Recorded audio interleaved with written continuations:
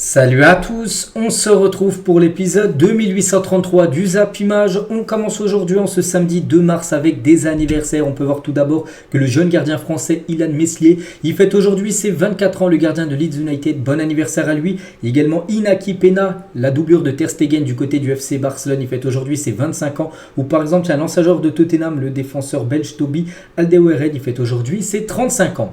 On continue, on va parler maintenant de ce qui s'est passé hier soir dans les gros championnats en Europe parce qu'il y avait des très belles affiches. Tout d'abord en France, l'équipe de Monaco contre l'équipe du Paris Saint-Germain, ça s'est fini sur un 0-0, un bon 0-0 parce qu'il y a eu beaucoup d'occasions pour les deux équipes. Les deux gardiens ont été énormes. Voilà, on va dire les défenses, les gardiens ont pris l'ascendant sur les attaques quand hier et du coup ça s'est fini à 0-0. À noter les gars que le PSG poursuit sa série d'invincibilité à l'extérieur en Ligue 1. N'oubliez pas que la dernière fois que vous avez perdu à l'extérieur, ça avait été contre Monaco, ça avait été en février 2023. Ça fait plus d'un an quand même que le PSG ne s'est pas incliné à l'extérieur en Ligue 1. La dernière fois, ça avait été une défaite 3 à Monaco saison dernière. Donc cette fois-ci, 0-0 entre ces deux équipes. Donc les statistiques de la partie, donc le PSG comme souvent, il a possession de balles. Donc les tirs pareils, regardez, 14 tirs pour les deux équipes, dont les tirs cadrés pratiquement pareil, 6 tirs cadrés pour Monaco, 7 tirs cadrés pour le PSG. Donc voilà, c'est quand même pas mal de tirs cadrés, mais les gardiens, comme j'ai dit, ont été énormes lors de cette rencontre. Et du coup, ça s'est fini sur un 0-0. Du spectacle, mais pas de but lors de cette très belle rencontre. Et la une du journal L'Équipe aujourd'hui, ça parle de Kylian Mbappé parce que Mbappé a commencé le match et Mbappé n'a pas fini le match encore une fois. Donc tenu de mauvaise soirée, très discret dans un match où le PSG s'est montré impuissant. Kylian Mbappé a été sorti dès la mi-temps par Luis Enrique, vite rhabillé. L'attaquant français a suivi la seconde période en tribune et va devoir s'habituer à ce nouveau statut d'être un remplaçant du côté du Paris Saint-Germain. Donc voilà, tout d'abord le 11 de départ lors de cette rencontre, alors que Mbappé a bien commencé titulaire avec le brassard de capitaine. Mais comme lors du dernier match, il n'a pas fait le match entier. Pourtant, depuis le début de la saison, quand il commençait titulaire, il finissait bien sûr le match. Et là, sur les 3 derniers matchs du PSG, les 3 fois, il n'a pas fini le match. Donc là, il est sorti à la mi-temps. Le match contre Rennes, il était sorti à la 65e minute de jeu. Et le match avant, c'était un déplacement à Monaco. Pas à Monaco, qu'est-ce que je dis? Ah non, désolé. Il avait commencé sur le banc. Il était rentré en cours de jeu. Donc voilà, ça fait 3 matchs de suite en Ligue 1 que Mbappé n'a pas fait les 90 minutes. Et c'est plutôt rare, en gros. C'est les 3 matchs qu'on suivi, on va dire son annonce officielle de quitter le PSG en fin de saison. Donc on ne sait pas si c'est une punition, on n'en sait rien, mais voilà, Mbappé maintenant ne joue plus toutes les minutes du côté du Paris Saint-Germain. Donc voilà. Et Luis Enrique a clairement affiché sa rupture avec Kylian Mbappé, écrit le journal Le Parisien. Randal Kolo Muani, tu rentres, Kylian tu sors, il a dit ça à la mi-temps, simplement Luis Enrique dans le vestiaire. Donc il a juste dit ça, s'est contenté de lancer Luis Enrique dans le vestiaire pour annoncer la sortie de Mbappé. Il n'y a pas eu d'autres arguments, la justice. Voilà, on fait un changement, toi tu rentres, toi tu sors, et voilà, c'était fini. Et Luis Enrique revient à nouveau sur la sortie de Kylian Mbappé. C'est à 100% une décision de l'entraîneur. Tôt ou tard, il faudra nous habituer à jouer sans Kylian, parce qu'on sait, c'est officiel, fin de saison, il quitte le PSG, donc il prépare la saison prochaine à jouer sans Kylian Mbappé. Et en tant qu'entraîneur, mon objectif est toujours de trouver le mieux pour l'équipe, ce que je considère comme étant le mieux pour l'équipe. Il n'y a aucun problème, c'est simplement gérer une situation de la meilleure manière possible, de la façon que je pense être la meilleure, rien d'autre. Voilà, il n'y a pas de conflit, il n'y a pas d'embrouille avec Kylian Mbappé, c'est juste qu'il prépare les prochains matchs et surtout la future saison à être sans Kylian Mbappé. Donc voilà, c'est pour ça que maintenant il est souvent sur le banc. Bon, après, il aurait peut-être pu le laisser jouer peut-être tout le match. En plus, c'est la Real Sociedad, il va faire quoi que la Real Sociedad va le sortir aussi à la mi-temps, même si c'est à 0-0. Voilà, le Real Sociedad c'est mardi là, donc non, Mbappé c'est quand même le meilleur joueur actuellement au monde. Je pense qu'hier il aurait pu jouer au moins 80 minutes, tu le fais sortir les 10 dernières minutes de jeu, sortir la mi-temps, je trouve quand même que c'est un peu abusé de la part de Luis Enrique, vraiment le traitement qu'il est en train de mettre là sur Kylian Mbappé. Donc Mbappé qui a sorti à la mi-temps, regardez, 48e minute de jeu, il était déjà vite rhabillé, je ne sais même pas s'il a pris sa douche, et déjà au téléphone, peut-être avec Pérez, on ne sait pas, bon ça m'étonnerait, mais on peut voir qu'il a plutôt bien pris, parce qu'il était plutôt souriant, voilà, Kylian Mbappé, et regardez où il est parti. Donc Mbappé ne va pas poursuivre le reste du match sur le banc, mais en tribune. Vous par exemple, si vous commencez titulaire un match, amateur, si vous commencez titulaire, vous sortez à la mi-temps, donc vous allez sur le banc, pas en tribune. Donc lui il est parti en tribune, Kylian Mbappé, donc voilà, pour montrer quand même que c'est une cassure. Hein. Et Bruno Salomon, il dit pourquoi Mbappé est parti en tribune et non sur le banc pour suivre bien sûr la deuxième mi-temps. Donc parce que ce serait un dirigeant parisien qui lui a proposé d'aller suivre la deuxième mi-temps en tribune. Bon, c'est ce qui est dit actuellement, mais voilà, il y en a qui considèrent ça comme un manque de respect par rapport au PSG, parce que des autres joueurs, par exemple, quand ils sont sortis à la mi-temps, bon, ils vont sur le banc sur la deuxième mi-temps, ils ne vont pas en tribune bien sûr avec leur famille. Donc voilà, bon, après Mbappé fait un petit peu ce qu'il veut, on le sait, hein. Puis on sent vraiment la rupture, là, vraiment la cassure entre Kylian Mbappé et le Paris Saint-Germain. Donc voilà. Et le statut, il a changé, une histoire d'une rupture entre Mbappé et le PSG. Donc à la fin du match, il est retourné sur la pelouse. Voilà, il y avait 0-0, il est parti voir son grand ami Achraf Hakimi. Et Adil Rami est mécontent de la sortie prématurée de Kylian Mbappé par Luis Enrique ce soir. Il a dit Adil Rami, qui était consultant sur Amazon Prime.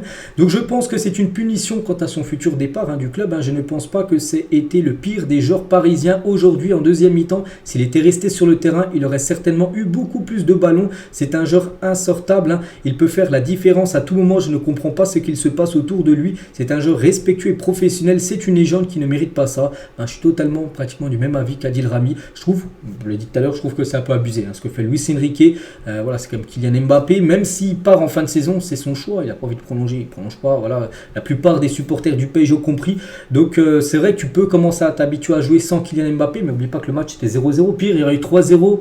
Voilà, tu dis, tu fais sortir Mbappé, voilà, pas de souci, mais il y a 0-0 et tu fais sortir le meilleur joueur du monde. Au pire, tu le fais sortir les 10 dernières minutes, mais à la mi-temps, je trouve quand même que c'est abusé. Bon, bref, voilà, c'est Luis Enrique qui fait ce qu'il veut. Et pour, Daniel Riolo, les gars, donc bien sûr, il a vu le match, sur l'after RMC à la fin du match, il a dit, donc c'est par rapport à Luis Enrique, donc c'est une personne que je n'aime pas humainement, je ne l'aime pas, je n'aime pas ce qu'il dégage, je ne pense pas que ce soit quelqu'un de bien, je pense que c'est quelqu'un d'extrêmement prétentieux, qui n'a pas de grande valeur humainement, j'ai pas souvent dit ça en 18 ans d'after foot, je pense que c'est un copieur, un enfant spirituel de Guardiola, comme il y en a plein, voilà, donc voilà, en gros qu'il est irrespectueux, prétentieux, qui prend peut-être la grosse tête, qui se la pète un peu, enfin c'est ce que dit Riolo tout simplement sur Luis Enrique. Donc voilà ce qu'elle va dire, sur le match, mais surtout par rapport à Kylian Mbappé qui n'a pas fini le match de nouveau, qui est même parti en tribune à suivre la rencontre en deuxième période. Ça a beaucoup fait parler. On continue les gars, donc nous on revient sur le score, donc 0-0 et à 4 jours de la Ligue des Champions, le PSG ne convainc pas, ça 0-0 contre Monaco, un partout contre l'équipe de Rennes il y a quelques jours. Le PSG fait un peu du surplace avant ce déplacement très important mardi soir en Espagne, et le PSG n'a pas pris de but parce qu'il y avait lui les gars, Donnarumma. Il a été exceptionnel, surtout en première période où il a écuré vraiment les attaquants monégasques, donc grosse saison de la part de Donnarumma. Luis Enrique, il a dit à la fin du match, Donnarumma est l'un des meilleurs gardiens du monde, certainement, c'est qu'actuellement il est très bon, donc maintenant il faut qu'il le confirme en Ligue des Champions, parce que c'est en Ligue des Champions surtout que le PSG attend bien sûr des grandes performances de Donnarumma. Toujours avec le PSG se déplace sur la pelouse de l'AS Monaco avec de nombreux absents dans le secteur défensif, c'est qu'il n'y a pas Kimpembe, ni Skriniar, ni Marquinhos, ni Danilo Pereira qui a été blessé avant le match, et c'est vrai que ces 4 jours là on peut dire qu'ils sont il y en a c'est sûr qu'ils sont pas là. Kimpembe et Skriniar forfait pour le match de la Real Sociedad.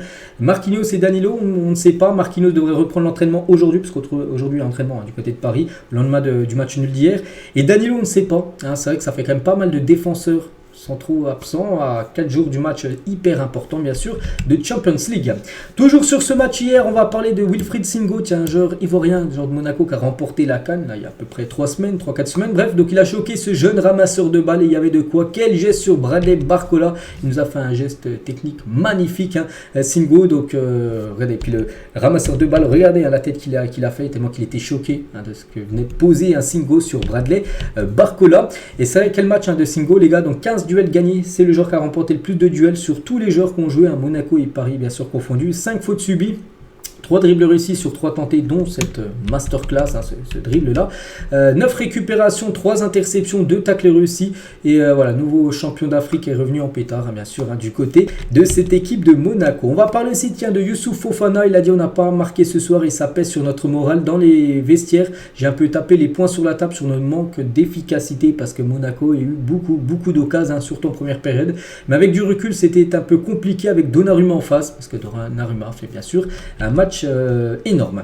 Et Youssouf Fofana, donc le journaliste lui a posé également une question sur Kylian Mbappé qui côtoie en équipe de France. Qu'est-ce qu'il va faire Mbappé? Non, je vous laisse faire votre travail. Ouais, il n'a pas voulu rentrer bien sûr dans le feuilleton Kylian Mbappé.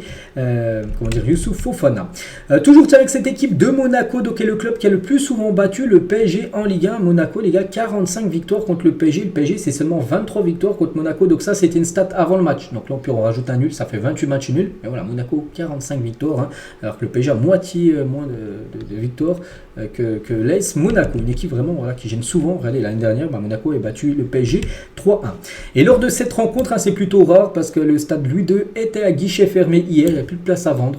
Voilà, donc c'est plutôt rare parce qu'on sait que c'est un stade qui est très peu garni à chaque fois que l'équipe de Monaco joue. Mais là, vu que c'était le PSG en face, il y avait beaucoup de monde lors de cette rencontre. Au classement, ça donne quoi? Donc le PSG, bien sûr, reste en tête, 55 points. Ça fait 12 points d'avance sur l'équipe de Brest. Bon, Brest, un match en retard. Donc s'ils gagnent, ils reviendront à 9 points du PSG. Et l'équipe de Monaco, dommage, ils auraient pu revenir sur Brest et même dépasser Brest s'ils auraient gagné hier. Et du coup, ils restent à la 3e position. Ils sont sous la menace de Nice. Si Nice s'impose, les gars, Monaco descendra à la 4e position.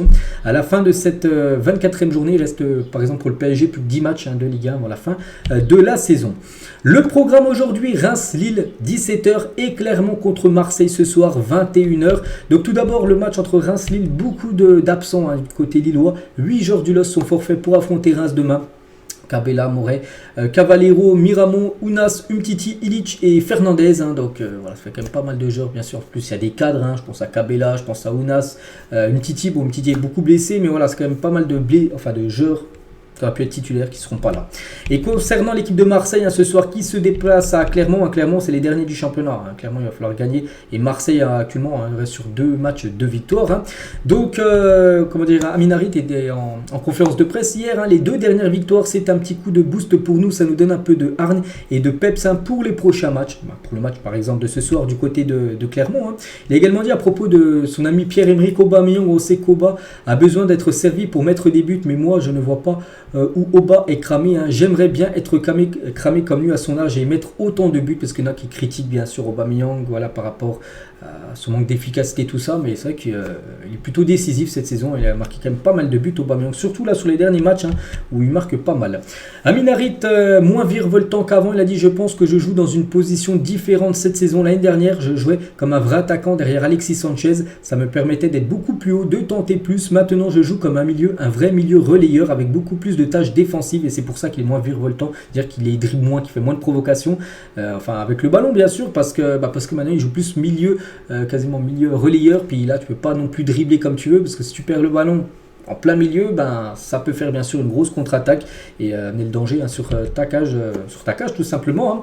Amin Harit en conférence de presse sur le virage nord fermé pour Villarreal, je l'ai dit, que le virage là, les buts sera fermé, et une grosse amende aussi pour Marseille. Donc il a dit c'est au niveau visuel et sonore que ça change un peu. Il y a beaucoup moins de bruit, c'est une grosse tribune très importante pour nous. Franchement, je suis dégoûté bien sûr qu'elle soit fermée pour ce match jeudi, jeudi en Europa League, ce match Marseille-Villarreal. Bref, c'est dommage, mais on ne va pas s'apitoyer sur notre sort. Voilà. Toujours avec Harit avant de partir à la CAN, je me sentais vraiment bien. J'ai pas énormément joué à la CAN entre le manque de jeu, le climat, les entraînements, car on jouait tous les 3 ou 4 jours. C'est pas une excuse, mais je me sentais moins frais qu'avant de partir. Et toujours avec Marseille, mais cette fois-ci Jean-Louis Gasset qui a sur l'enchaînement des matchs. Il y a une vingtaine de joueurs à l'OM, ils sont tous capables de jouer. Le travail du staff médical et technique est de bien connaître les joueurs, de beaucoup discuter avec eux, de savoir quand ils sont dans le rouge, quand ils n'arrivent plus à enchaîner. Il faut avoir 2 joueurs du même niveau. Quand un joueur entre en jeu, il ne faut pas que l'équipe s'affaiblisse. Voilà ce qu'il a pu dire. Il a également parlé de Samuel Guigeot à une entorse acromio-claviculaire. Donc il est forfait peut-être plus que pour demain. Donc déjà pour demain. Pour demain maintenant c'est ce soir, le match contre Clermont il ne sera pas là, le capitaine, et peut-être aussi le match, c'est plutôt embêtant, le match contre Villarreal, jeudi prochain en Europa League. Pour l'instant, mais il est très incertain. Samuel Guigeot. On continue toujours avec Gasset. Donc Jonathan Klaus est à mon avis l'un des 3 meilleurs latéraux français. C'est ce qu'il dit, peut-être un défenseur droit, je ne sais pas, c'est ce qu'il peut dire, Gasset sur Klaus. Et tiens, toujours avec l'OM, vu qu'on parle de cette équipe, il y a un an, jour pour jour, ça avait été une terrible désillusion. Après avoir éliminé le PSG en 8e de finale, l'équipe de Marseille échouait face à Annecy, au Vélodrome, plus c'était à Marseille, c'était à domicile, et Annecy s'est imposé du côté de Marseille. et avait éliminé cette équipe de l'OM lors des quarts de finale de la Coupe de France. Le programme, donc on a parlé de la Ligue 1 et aussi de la Ligue 2 aujourd'hui, juste un match les gars, Paris FC contre l'équipe de Saint-Etienne et la rencontre qui se joue cet après-midi à 15h se jouera quand même à guichet fermé, plus de place à vendre, plus de 18 000 spectateurs sont attendus au stade Charletti pour cette 27e journée, donc voilà ce grand stade du côté de Paris, donc plus de 18 000 spectateurs seront présents pour cette rencontre contre l'AS Saint-Etienne. On quitte la France, direction l'Allemagne, on va parler du Bayern Munich qui joue contre Fribourg. Tiens, Fribourg qui a éliminé il y a quelques jours l'équipe de Lens, on se souvient, lors d'une remontada un peu qu'ils ont pu faire à domicile. Mais ils ont fait 2 partout contre le Bayern, ils perdaient 2-1 à la 86e minute de jeu et ils ont égalisé à la 87e minute de jeu et du coup partagent des points. Donc ça fait pas du tout une opération pour le Bayern qui fait du surplace, qui prend 1 point seulement. Donc Mathys Tel et Musiala ont été les 2 buteurs côté Bayern Munich. Le Bayern a beaucoup tenté, 21 tirs, 9 tirs cadrés, 2 buts marqués. Et Fribourg aussi a eu pas mal de tirs, 17 tirs. C'est vrai qu'il y a eu beaucoup de frappes. De toute façon, en Allemagne, il y a toujours à chaque fois beaucoup de spectacles, beaucoup de buts. Donc voilà, 2 partout. Et le Bayern, les gars, n'a remporté qu'un seul match lors de ses 5 dernières rencontres, toutes compétitions confondues. Ça avait été une victoire 2-1 contre le Leipzig. Vous avez marqué en plus le but du 2-1 grâce à Harry Kane à la 92e minute de jeu. C'est leur seule victoire sur leurs 5 derniers matchs. Avec le Bayern là, ça va pas fort, ils sont en train de tout perdre. Surtout la Bundesliga. Pourtant, ça fait 10 années d'affilée qu'ils la remportent. Là, ça sent très mauvais quand même pour eux pour la remporter. Le point positif hier, c'est que le jeune Mathys Tel, déjà, il a commencé titulaire. Donc ça, c'est plutôt une bonne nouvelle, enfin pour nous Français, parce que nous, on veut qu'il performe. Et il a marqué un magnifique but, un superbe frappe de Mathys Tel, les gars. Donc il est vraiment plaisant à voir jouer ce joueur. Pas sûr qu'il reste du côté du Bayern l'été prochain, on verra. Je sais que Manchester United aimerait se l'offrir. Toujours avec le Bayern, donc là on se dirige vraiment peut-être sur une saison à 0 trophée. Il ne reste plus que 2 titres disponibles. Donc soit la Bundesliga, mais ça sent très mauvais, ou soit la Ligue des Champions. Ils ont perdu, n'oubliez pas, leur 8e de finale aller. Bon, ils peuvent bien sûr revenir contre la Lazio, mais pour l'instant, on se dirige peut-être sur ce 0 trophée pour le Bayern. Ce serait quand même très rare que le Bayern fasse une saison blanche.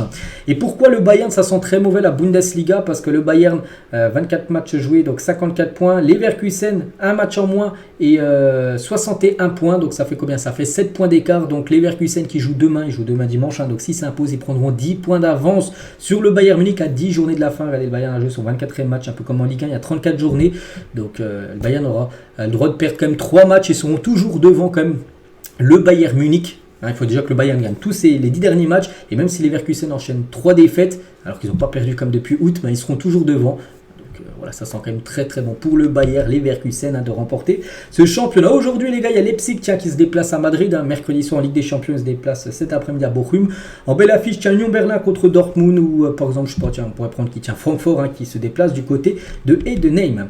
Du côté de l'Italie, tiens, futur adversaire du Bayern, la Lazio. Donc c'est vrai que les deux équipes sont mal au point. Le Bayern a fait 2 partout, la Lazio qui se déplace à Munich, c'est mardi soir, en même temps que le match PSG Real Sociedad. La Lazio s'est inclinée à 0 hier soir contre l'AC Milan. Donc Okafor, buteur à la 88e minute de jeu côté milanais. Donc la Lazio a joué déjà la 57e minute de jeu avec un joueur moins à 10 contre 11, ensuite à 9 contre 11 et ensuite à 8 contre 11 ont pris 3 cartons rouges à la 57e et 2 en toute fin de match. Guendouzi après un rouge à la 96e minute de jeu. Donc bon voilà les statistiques de la partie. Et voilà, 3 rouges les gars. Donc ça, voilà, c'est vraiment parti en cacahuète on peut dire à la fin du match. Regardez Guendouzi, il y a pas mal de Français. On peut voir Guendouzi, on peut voir Giroud, on peut voir également Hernandez, tout à gauche bien sûr de l'image parce que ça s'embrouillait totalement fin de match.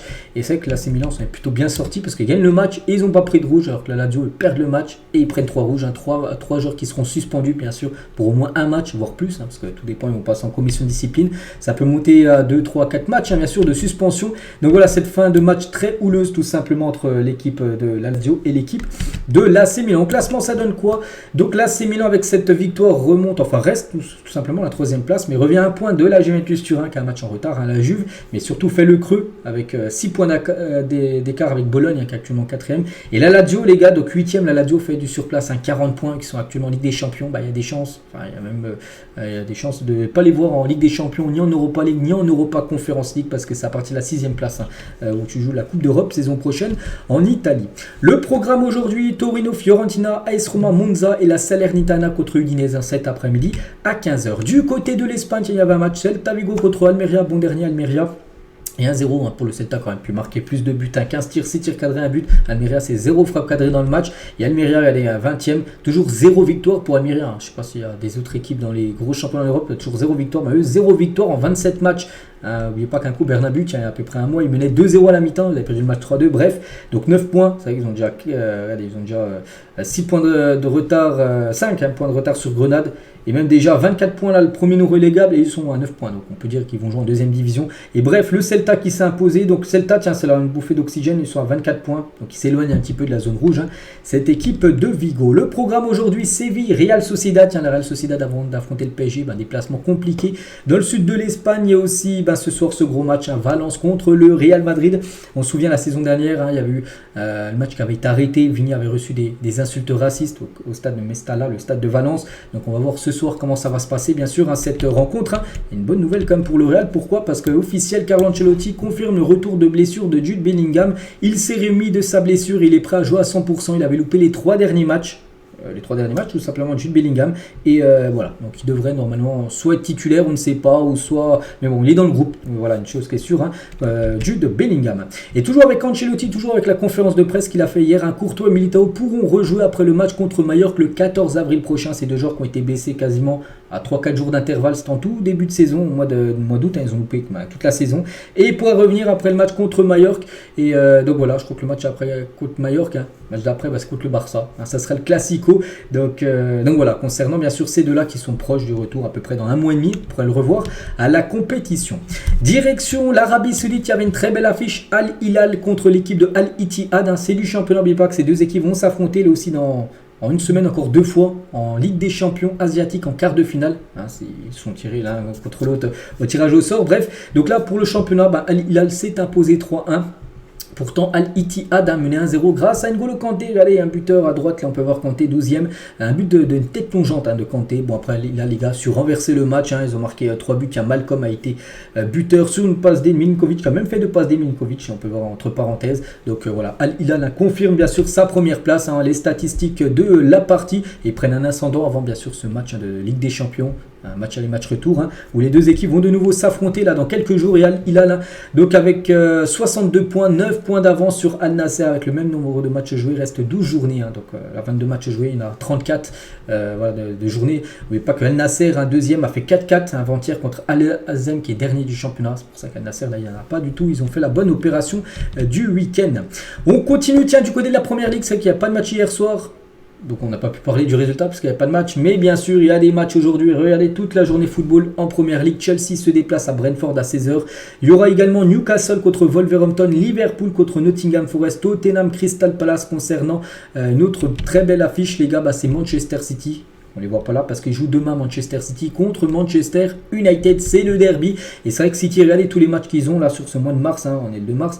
Donc là, Manchester United. Ensuite, ça sera Copenhague. Bon, Copenhague, ils ont gagné 3-1 à l'aller. Bon, on pense que ça va le faire.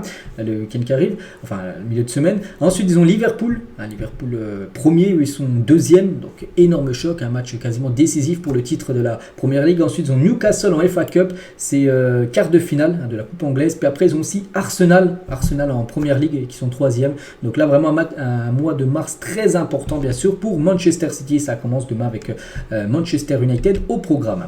On revient nous en France. Le tirage au sort des demi-finales de la Coupe de France a été effectué hier à 20h. Et voici les affiches. Tout d'abord, l'Olympique Lyonnais tape la seule équipe de Ligue 2, donc l'équipe de Valenciennes. Donc plutôt un bon tirage pour Lyon, surtout que Lyon recevra au Groupama Stadium. Donc là, vraiment, Lyon a une voie royale pour aller en finale. N'oubliez pas que Valenciennes, ils sont 20e, dernier de la Ligue 2. Donc Lyon, vraiment, il y a une chance de les voir en finale. Et l'autre demi-finale, le PSG ou Nice, n'oubliez pas que le match aura lieu dans 11 jours exactement, ça sera le 13 mars prochain, ça sera mercredi, bon pas celui qui arrive, l'autre d'après ce match, et le vainqueur jouera contre le Stade Rennais, ça sera soit au Parc des Princes, soit à l'Alliance Riviera, le stade de Nice, voilà, donc voilà, concernant ces deux demi-finales, donc ça peut faire, bon je vois bien un PSG, j'aimerais bien avoir un PSG Lyon en finale, et il y a des chances que ça soit ça, l'affiche de cette finale de Coupe de France, bref, pour revenir les gars, tiens sur le Stade Rennais qui a éliminé l'équipe du Puy-en-Velay, c'était avant-hier une victoire 3-1. Donc les dirigeants du Puy s'en prennent à Rennes pour avoir pris une partie de la recette. Regardez le Philippe Thiebaud en gros. C'est le directeur financier de l'équipe du Puy. Il a dit: quelle belle soirée de football dans ce stade mythique, terni néanmoins par le choix de Rennes de prendre 55 000 € sur la part qui leur est due sur la recette billetterie. Ils n'ont pas tout pris l'argent, mais ils ont pris une part, l'équipe de Rennes, alors que le Puy pensait avoir à 100% bien sûr la recette, vu que c'est un club amateur.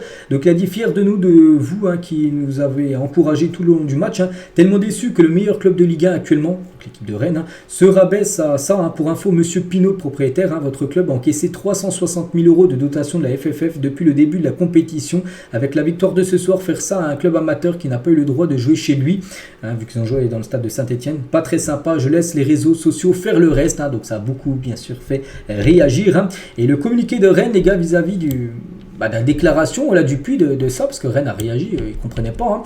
Donc ils ont dit: c'est avec stupéfaction et une totale incompréhension que le stade Rennais a pris connaissance des déclarations du membre de la direction du Puy, donc la personne là. Donc soutenons le football amateur, donc Rennes, comme il l'avait déjà fait au tour précédent avec Sochaux, lequel l'avait chaleureusement remercié, a une nouvelle fois reversé sa part de la recette du match de Coupe de France au Puy, ne gardant qu'une somme couvrant strictement les dépenses de son déplacement. En gros, ils ont pris 55 000 €, c'est seulement pour le déplacement, parce que ça coûte cher, les gars, quand une équipe se déplace à l'extérieur, parce qu'il faut prendre soit le train, soit l'avion, il faut prendre aussi l'hôtel, il y a plein de choses, bien sûr ça coûte cher. Donc en gros ils ont pris seulement la somme 55 000 € par rapport au déplacement, vous avez compris. Ce geste amical nous semblait pour pouvoir être salué, mais ce n'est pas le cas. Cela nous semble d'autant plus regrettable que les dirigeants auvergnats n'ont pas jugé opportun d'accueillir leur homologue rennais comme le veut la tradition. De même, Rennes regrette les dégradations à l'encontre des véhicules de ses supporters constatées à l'issue du match. On va en parler juste après. Donc voilà, Rennes tient malgré tout à saluer le parcours du Puy. Donc en gros ils n'ont pas tout pris, mais ils ont pris une recette, enfin une part juste pour couvrir leur déplacement, et ça c'est pas trop passé pour le Puy, parce qu'ils auraient voulu avoir tout l'argent bien sûr, parce que pour un club amateur, ils ont déjà reçu une somme, et 55 000 € en plus, ça aurait été bien sûr énorme pour eux. Et c'est vrai qu'il y a eu des dégradations, donc regardez, un mauvais accueil aurait été réservé aux supporters rennais à Saint-Etienne. Certains d'entre eux auraient été agressés et d'autres auraient vu les vitres de leur voiture cassées, parce qu'il y a des supporters de Rennes qui ont fait le déplacement à Saint-Etienne pour aller suivre la rencontre. Puis il y a des supporters, on ne sait pas si c'est du Puy ou peut-être de Saint-Etienne, les gars, qui ont cassé les voitures, simplement des supporters rennais lors de la rencontre. Donc voilà ce qui s'est passé lors de ce match de Coupe de France. Rien à voir, les gars, on continue avec quelque chose d'autre. Donc on en parlait il y a quelques semaines, le carton bleu, tout ça. Donc l'idée d'instaurer le carton bleu dans le football risque d'être abandonnée vis-à-vis des nombreuses réactions négatives sur le sujet. Donc les instances se demanderaient notamment ce qu'il se passerait lorsqu'un gardien de but prend un carton bleu. Ce qui obligerait les équipes à faire un changement ou mettre un joueur de champ dans les buts pendant l'exclusion temporaire du gardien. Puis même il y en a aussi des autres que j'ai pu voir, puis c'est plutôt logique. Par exemple, une équipe qui prend un carton bleu, donc elle va essayer de casser le temps de jeu, c'est-à-dire elle va prendre du temps à faire des touches. Imagine un joueur est blessé et ils vont prendre au moins 2-3 minutes pour laisser passer ces 10 minutes pour attendre que le joueur revienne sur la pelouse, vous avez compris. Et en gros ça va hacher le jeu, tout ça. Donc en gros c'est pas trop une bonne idée. Et Infantino, le président de la FIFA, il a dit: la FIFA est totalement opposée au carton bleu, impossible. Donc on en parlait il y a quelques semaines que ça va peut-être voir le jour. En gros ça sent très mauvais, le carton bleu ne devrait pas voir le jour, et je pense que c'est plutôt une bonne nouvelle. On continue, les gars, avec Iniesta, parce que hier soir il a joué son 12e match avec l'Emirates Club, et en tout ça fait son 1000e match en carrière. N'oubliez pas qu'il joue maintenant à l'Emirates Club. Iniesta, après avoir quitté Vissel Kobe où il a joué 134 matchs, il en a joué 723 avec le Barça, 131 avec l'Espagne. Donc si vous cumulez tout ça, ça fait 1000 matchs pour le légendaire bien sûr Andrés Iniesta, qui a toujours pas pris sa retraite et qui continue, si il est performant, qui continue. Officiel, la liste du Brésil pour les matchs amicaux prestige, fin mars face à l'Espagne et à l'Angleterre. Donc gros match. Donc déjà Brésil-Espagne ce jour au Santiago Bernabéu, le stade du Real Madrid. Tiens, ça sera fin du mois de mars, là c'est pendant la prochaine trêve. Et il y aura aussi un Brésil-Angleterre au programme à la fin du mois. Donc voici tous les joueurs convoqués. Donc à noter, les gars, regardez. Lucas Beraldo, défenseur central du PSG, pour la première fois appelé avec la sélection A du Brésil. On peut le voir, tiens, là au bout de mon doigt, la Beraldo. Voilà, première fois qu'il est appelé avec les A, bien sûr.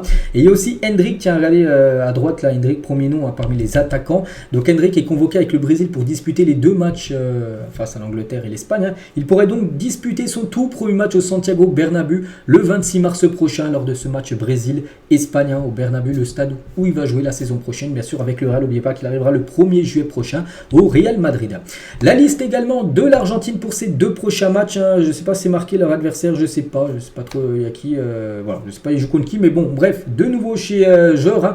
Donc le jeune Carboni, un joueur de Monza, et Valentin Barco, un joueur de Brighton, voilà, ont été appelés hein, par Scaloni pour ces 2 prochaines rencontres qui seront 2 matchs également amical, voilà, pour bien sûr l'Argentine. Donc bien évidemment Léo Messi est présent, il y a aussi Di Maria là à droite, on peut voir Martinez, Alvarez ou même Dybala les gars qui est bien sûr présent. Et tiens, en parlant de Dybala, Dybala les gars, regardez sur sa boisson le maté, hein, du côté de l'AS Roma, il a mis une photo de lui, enfin pas de lui, aussi de plein de photos en gros de l'Argentine. Hein, bien sûr, où il a gagné bien sûr la Coupe du Monde fin 2022. Et tiens, toujours avec l'Argentine, hein, McAllister et Mohamed Salah adorent chambrer Van Dijk hein, sur un point sensible. Hein. Salah et moi, toute la journée, nous disons Kémira Bobo à Virgil Van Dijk. Hein. Nous le rendons fou avec ça parce que souvenez-vous, c'était quart de finale de Coupe du Monde. Pays-Bas contre l'Argentine, ça avait été très chaud. Hein. Souvenez-vous à la fin du match où Messi avait dit Kémira Bobo, c'est dire qu'est-ce que tu regardes toi à peu près. C'était qui avait dit ça, je crois, Luc de Jong, je sais plus c'était lequel, ou Weghorst, je crois, Weghorst l'attaquant néerlandais. Puis voilà, du coup, Salah et McAllister disent souvent ça à Van Dijk hein, pour le chambrer, bien sûr, vu qu'ils jouent tous actuellement du côté de Liverpool. Des nouvelles de Dani Alves, hein. Le parquet a décidé de faire appel de la condamnation de 4 ans de prison contre Dani Alves pour alourdir la peine. Donc initialement, le parquet avait réclamé 9 ans de prison, donc lui il a pris 4 ans de prison, mais c'est passé, le parquet eux ils en voulaient 9 et du coup ils ont fait appel pour si possible augmenter la peine de prison de Dani Alves hein, donc voilà, on saura un petit peu plus parce que du coup il va repasser devant le tribunal et bon, ça peut rester à 4 ans. Ça peut être augmenté ou ça peut même être réduit hein, parce que du coup le parquet a fait appel de cette condamnation. On va parler aussi tiens, de ce joueur aussi hein, qui est condamné à 4 ans lui de plus pouvoir jouer au football. Hein. Et la Juventus, hein, son club va bientôt entamer des discussions pour rompre le contrat de Paul Pogba. Les Bianconeri attendent la décision du tribunal arbitral du sport pour être définitivement fixé parce que Pogba a fait appel hein, de ses 4 années de suspension de foot. Hein. Le club pourra alors réaliser 30 à 35 millions d'euros d'économies. C'est vrai que la Juve ne va pas payer le salaire de Pogba alors qu'il ne peut plus jouer. Donc c'est pour ça que la Juve en gros va résilier le contrat, essayer de trouver voilà, comment résilier le contrat de Pogba pour éviter de payer son salaire. En plus c'est un gros salaire bien sûr Pogba parce qu'il joue plus. On peut comprendre bien sûr la Juve hein. Et Pogba est en train de tout perdre, hein, il peut plus jouer, il risque aussi de perdre ses contrats avec Adidas et Pepsi suite à sa suspension pour dopage. Hein.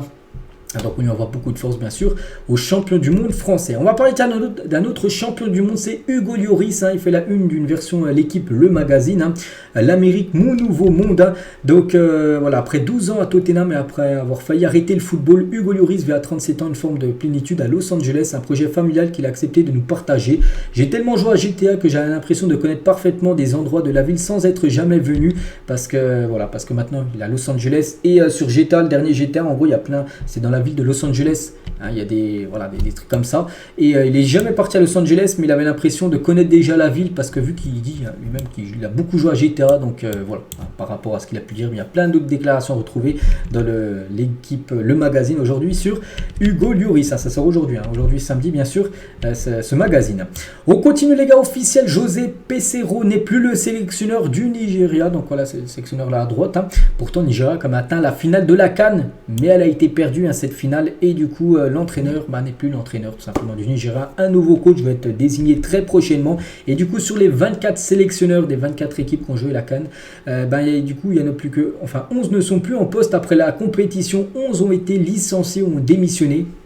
Pas tous les citer, moi le dernier, hein, comme je dis, à Peseiro, Belmadi et Rui Vitoria, le coach de l'Égypte, ou même Rigobertson qui a quelques jours, c'était avant-hier, hein, et tout, il a dit qu'il n'a pas été prolongé, donc voilà, beaucoup d'entraîneurs en gros, hein, c'est fini après cette Coupe d'Afrique des Nations.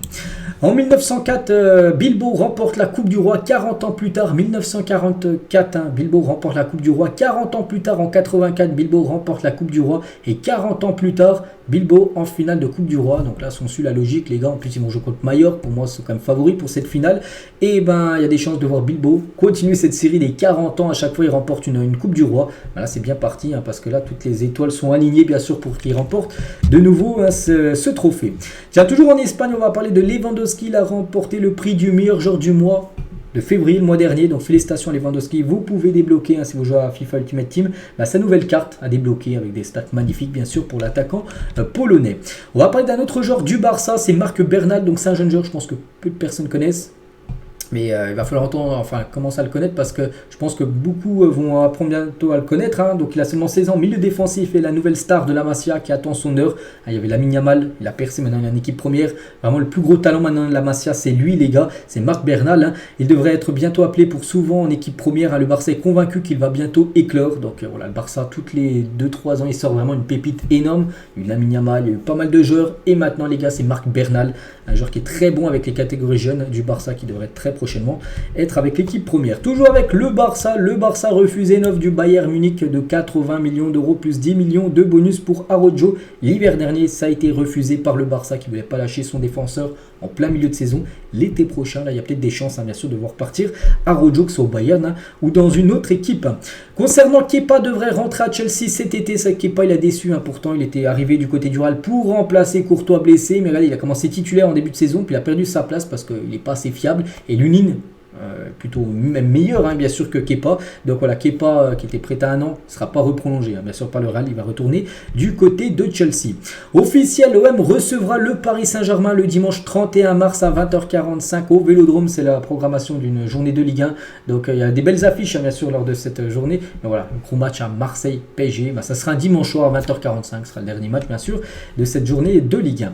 Officiel, l'Arabie Saoudite officialise sa candidature pour accueillir la Coupe du Monde 2034. Donc c'est officiel, l'Arabie Saoudite va essayer d'organiser la Coupe du Monde 2034 et il y a même de fortes chances que ça soit eux parce que je crois qu'actuellement c'est le seul pays à avoir posé sa candidature pour cette Coupe du Monde 2034. À la Fashion Week de Paris, Georgina Rodriguez, la copine de Cristiano Ronaldo, a défilé pour la marque de vêtements avec une robe maillot au nom de son compagnon Cristiano Ronaldo. Donc un maillot robe, je sais pas, avec le flocage qui est devant, avec Ronaldo bien sûr, qui a signé en plus pour sa copine. Donc voilà, concernant Georgina Rodriguez. On va parler d'un joueur suédois qui fait une magnifique saison du côté du Sporting, Gyökeres. Un petit rappel de ses statistiques: 34 matchs cette saison, 31 buts et 10 passes D. C'est toute compétition confondue, les stats sont exceptionnels. Donc il y a de fortes chances de voir ce joueur quitter le Sporting et aller, je sais pas, peut-être en Angleterre, parce qu'on sait que les clubs anglais adorent les joueurs comme ça, vraiment qui éclorent avec des grosses stats. Donc voilà, un Gyökeres les gars, c'est quand même la révélation à cette saison en Europe. Quincy Promes a été arrêté à Dubaï où s'entraînait le Spartak Moscou alors qu'il s'apprêtait à rentrer en Russie avec ses coéquipiers, condamné pour 6 années de prison récemment pour trafic de drogue. Le joueur hollandais s'est vu aussi infliger un mandat d'arrêt international. L'Hollandais va faire appel de sa condamnation. Donc pourquoi il est accusé? Parce que déjà d'avoir eu un rôle dans le trafic de plus de 1350 kg de cocaïne et pour avoir poignardé son cousin. Donc il a pris 6 ans de prison et il était en stage avec le Spartak à Dubaï. Donc la police est partie l'arrêter tout simplement lorsqu'il est en train de s'entraîner à Dubaï avec son équipe. Donc voilà, il va faire appel parce qu'il va partir en prison. Quincy Promes. C'est toujours avec un joueur néerlandais, parce que lui, Quincy Promes, c'est un joueur néerlandais. Mais on va parler aussi de Marco Bizot, officiel, ce gardien, très bon gardien sous-côté. Marco Bizot, les gars du côté de Brest, est présélectionné avec les Pays-Bas pour les matchs amicaux contre l'Écosse et la sélection allemande. Il y a 16 ans, jour pour jour, Ronaldinho inscrivait son tout dernier but avec le Barça en Liga et de quelle manière. Donc là, c'est un screenshot, mais Ronaldinho au point de pénalty, là, il avait mis un retour acrobatique. Voilà. Bref, donc Ronaldinho au Barça, c'est 207 matchs joués pour 94 buts et 70 passes D. Pas mal quand même pour un joueur qui jouait pas neuf, qui était offensif, mais voilà, des stats comme ça, c'était quand même exceptionnel, bien sûr. R10. Zinedine Zidane refusera l'opportunité d'entraîner Manchester United si on lui propose le poste, parce qu'il y avait des rumeurs que Manchester United réfléchissait à prendre Zidane pour succéder à Erik ten Hag l'été prochain. Et Zidane, si on lui propose Manchester, il refuserait, d'après RMC Sport. Et Thomas Gravensen, donc voilà, cette personne, ancien coéquipier de Zidane au Real Madrid à l'époque, il a dit, j'ai parlé avec Zidane à Madrid il y a 2 ans, il m'a dit qu'il ne voulait accepter que 2 emplois et demi, Marseille, Madrid et l'équipe de France. Voilà. Zidane aimerait, c'est soit ça, il a déjà entraîné Madrid, on sait qu'il aimerait entraîner l'équipe de France, ou Marseille, les gars. Marseille, c'est une équipe qui pourrait potentiellement entraîner. Il n'a jamais joué à Marseille, mais il est né à Marseille, mais entraîner Marseille, ça peut être totalement jouable. Et on finit cet épisode aujourd'hui avec les clubs qui génèrent le plus de revenus grâce à la vente de maillots. Voilà, c'est le Barça en gros. Le Barça, les gars, a vendu plus de 179 millions d'euros de maillots. C'est énorme, c'est l'équipe qui vend le plus de maillots et qui fait le plus de chiffre d'affaires. Devant le Real Madrid en deuxième position. Ensuite, il y a le Bayern, il y a Liverpool, il y a Manchester United. Le PSG à la 6e position. 97 millions de recettes de maillots, c'est énorme bien sûr. Donc je sais pas, Chelsea 8e, on peut avoir City à la 11e position avec Puma. Donc voilà, jusqu'à la 20e position. Donc il n'y a qu'une équipe française, je dis le PSG, à la 6e position. Donc voilà les gars ce qu'il y a à dire aujourd'hui. J'espère que ça vous a plu. On se retrouve bien évidemment demain dimanche pour le prochain numéro. Je vous souhaite une très bonne journée et à demain.